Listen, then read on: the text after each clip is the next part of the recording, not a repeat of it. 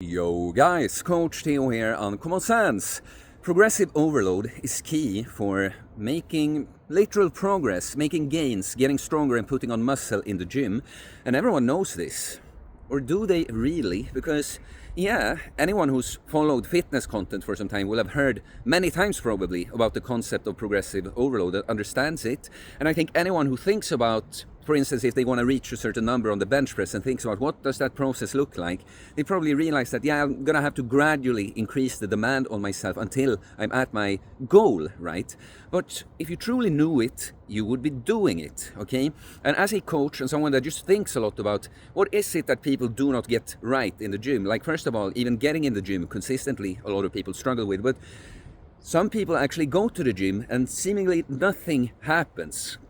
And what I see is that even if you know about the concept of progressive overload, you do not have the progressive overload mindset that you need. You do not get into the gym and think, this is what I did last time, this is how I'm going to try to beat it this time, okay? So in this video, I'm going to talk about some actual just technical approaches to making progressive overload, but how you should be thinking and approaching it, right? So the best way, or like best, typically the best way to approach many exercises when it comes to progressive overload is applying double progression, okay? That means that you have a rep range, like 3 sets of 8 to 12 or 10 to 15 or whatever it might be, and you want to increase the reps within that rep range, and when you get to the higher end of the rep range, you start over with high. Now you move up in weight and you start over, right? Let me tell you what this should look like when you get into the gym. Let's say we have a dumbbell press, typical exercise that I would program 3 sets of 8 to 12. Let's say we try a couple of dumbbells,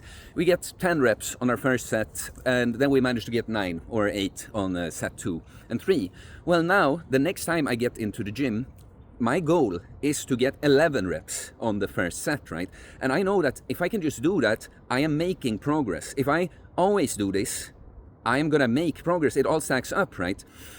And it might be the case that, especially as you get stronger and more advanced, you cannot expect to always be adding a rep, but you should be going into it with that mindset, right? And if you get really stuck when you're more advanced, you just end up doing your 10 rep over and over, you can start experimenting with little other things. Maybe I get even slower on my descent. Maybe if I wasn't passing at the bottom, maybe I add a little pass. Maybe now I manage to make progress with my new form, and that will translate to, if I go back to the first form I used, I'm going to be able to hit higher numbers there too, right? So you see, that's why I want to talk about the progressive overload mindset, that especially as you get more advanced and just on certain exercises that are notorious for having different stages, you're going to plateau with exercise, like a bench press, for instance, even before you're super advanced or anything. It's just an exercise that what worked for a while for you to make progress, there's going to come a time where it probably doesn't work anymore. And of course, then we're going to have to go back to the drawing board and think of a new way of progressing.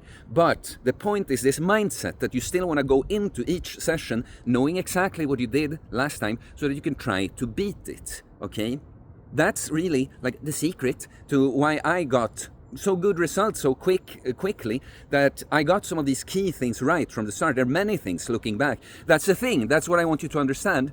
If you get the important things right, you can really not half-ass is the wrong word, but kind of just be way less than optimal with some things. And when you get these big things right, like training hard enough, training to failure or close to failure, and having this progressive overload mindset. So that's what I always did. I started doing pull-ups at home, negative pull-ups, because I was too weak. And in that case, I was actually following like actual progression scheme from a site called 50pullups.com.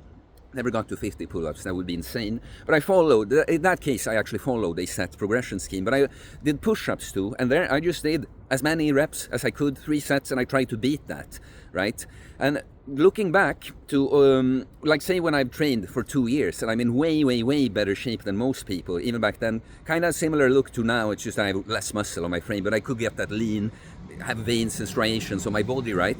But when I look at old clips, I get like shocked at how much worse my form was.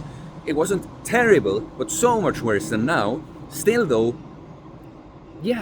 I was making good progress. That's the point, that if I take an example, let's say you do a bench press and you just do half reps, or you stop a bit short, like you shouldn't, first of all, unless you have an injury that kind of demands something like that, because you're skipping. There's always room for improvement with improving all this, but the point, just to make the point, if you're doing half reps, but you take it to or close to failure, and you progress the same kind of form, inevitably you're gonna put some muscle on your chest or triceps, shoulders, right? So other ways to progress. That's the thing too, when you hit the wall, you gotta go back to the drawing board, as I mentioned. So I typically, when I start a bulk after having just kind of maintained strength and trained for other goals for a while, typically when I start eating more and try to push numbers more, typically double progression works on almost any exercise, right?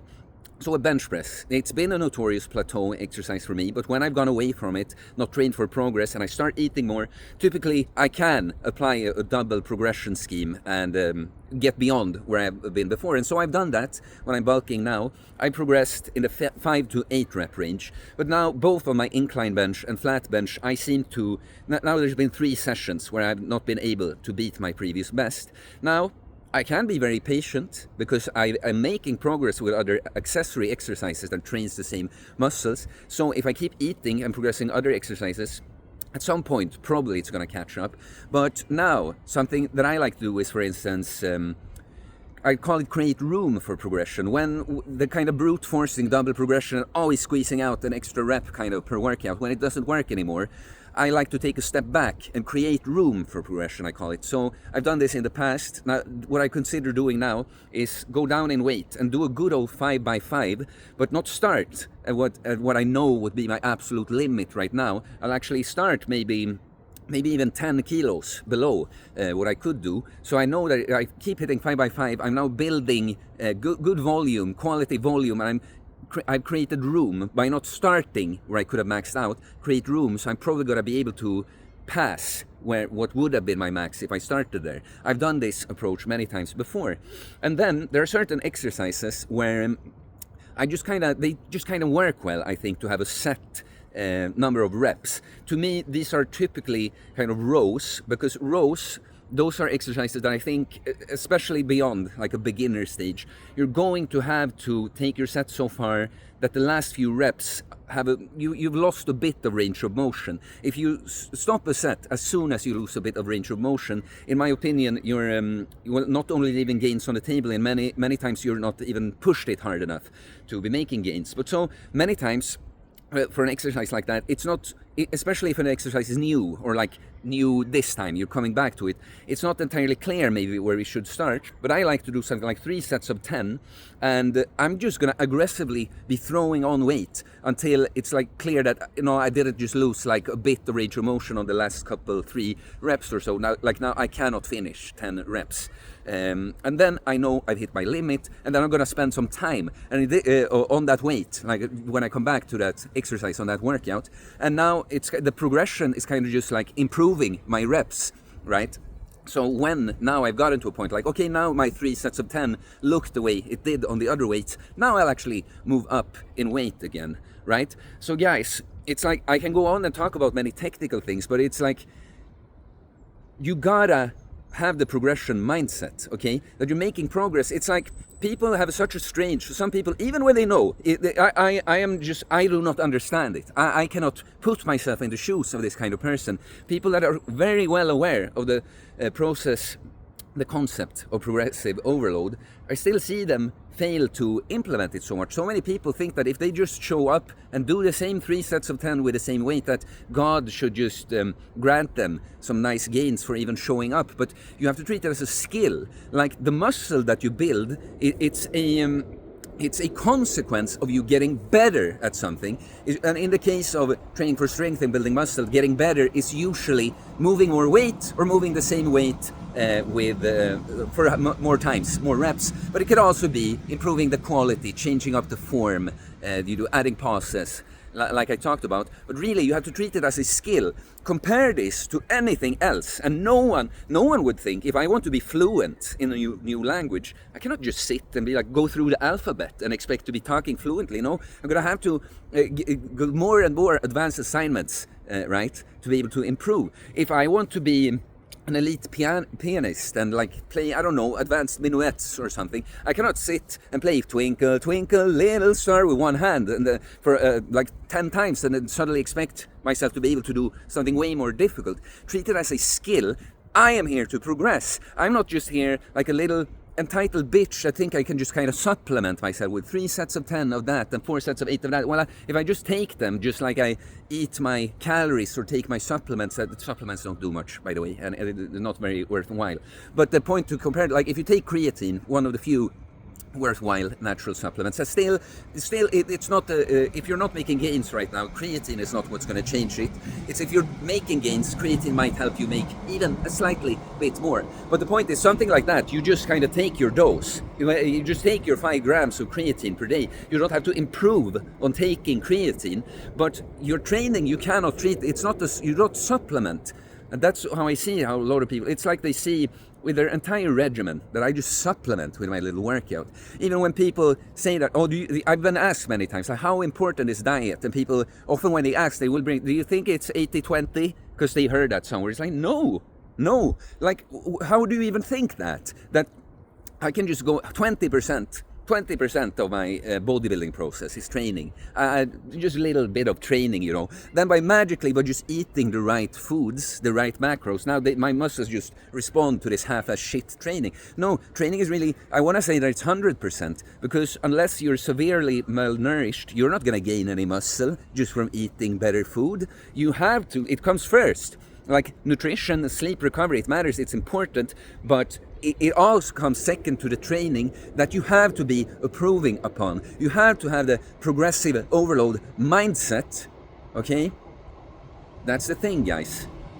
I might be crazy with this, but I go into almost every session, unless it's something special, that I want to deload, which I'm not good at doing, or I slept really poorly, or for whatever reason, some joint doesn't feel great on that.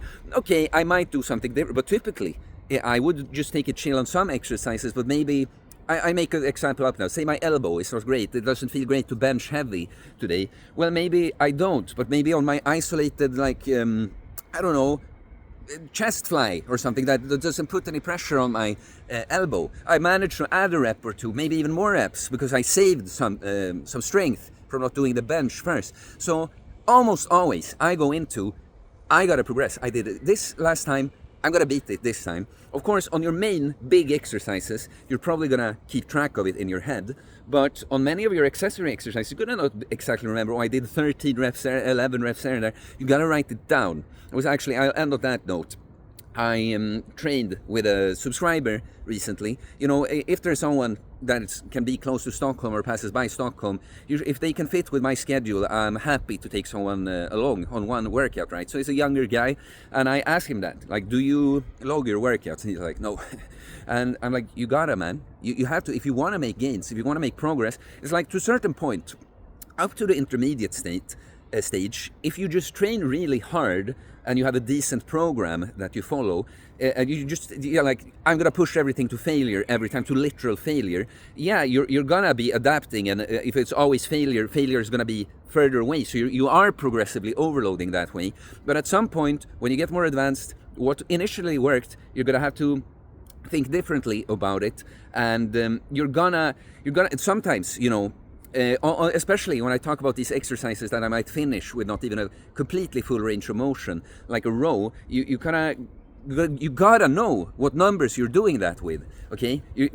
So I show this guy, I led by example, before every exercise we went to, I take out my little logbook and I tell him before, I did this last time, now watch me do this. I did 8 reps on this with this weight, like, now watch me do 9 reps, right? And he actually wrote to me later and told me that I started writing down my workouts because of you. So yeah, guys, progressive overload, not just a technical concept, it's a mindset you have to enter the gym with. That's how you make those crazy gains. 10,000 steps.